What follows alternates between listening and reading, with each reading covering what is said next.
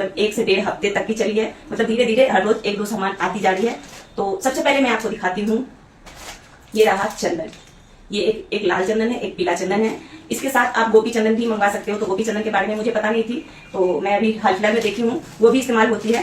तो आप ये भी मंगवा सकते हो, गोपी चंदन के साथ भी पैकेट आती है। तो सबसे पहले मैं आपको दिखा रही हूँ चंदन, जो कि उनके शरीर के लिए सबसे महत्वपूर्ण चीज है, उनको शरीर में ठंडक देने के लिए। ओके, और दूसरा सामान, सॉरी गाइस, मैंने चंदन तो बता दिया लेकिन मैंने आपको दिखाया नहीं है, तो मैं आपको खोल कर दिखा देती हूँ। और इस सब पैकेट को मैं खोलूंगी और फिर मैं इसे एक झोले में रख दूंगी, क्योंकि मैंने अभी लड्डू गोपाल को प्राण प्रतिष्ठा नहीं की है, तो इसीलिए।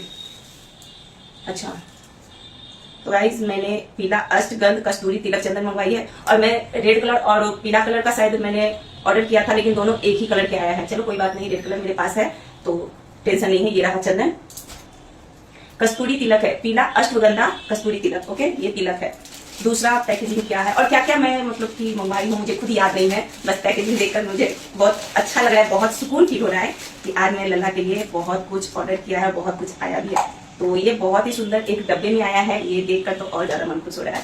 सो गाइस, ये रहा सबसे प्यारा, सबसे यूनिक, जो उनके दिल के सबसे नजदीक है, कान्हा जी का बांसुरी। 1 2 3, और बहुत ही सुंदर सुंदर है, आप देख सकते हो। तीनों बहुत ही सुंदर है, तीनों में मोर पंख भी लगी हुई है।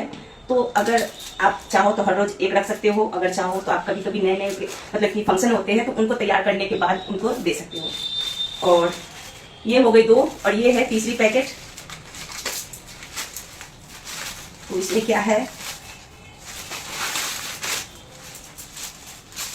तो ये रहा उनका बेडशीट, प्योर कॉटन की है। तो मैं आपको दिखाती हूँ, 1 2 3 4।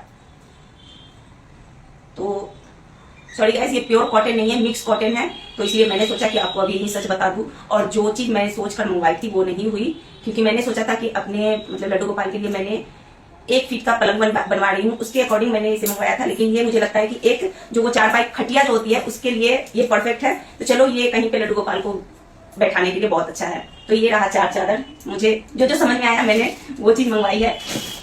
और तीसरे के बाद मैं आपको दिखा रही हूँ चौथा सामान, पता नहीं ये क्या है।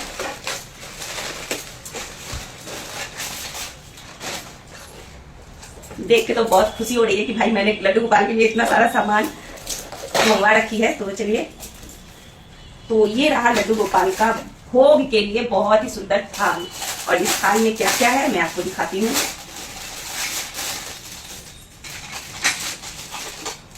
सो गाइस, ये रहा बहुत ही हेवी थाली है, थाली बढ़िया है, मतलब थाली में वजन है गाइस। तो देखो, इसमें लड्डू गोपाल की बिगड़ा भी बनी हुई है, बहुत ही सुंदर, बहुत ही क्यूट है। ओके, और 2 रहा कटोरी जिसमें 1 सब्जी 1 दाल, 1 रहा चम्मच, और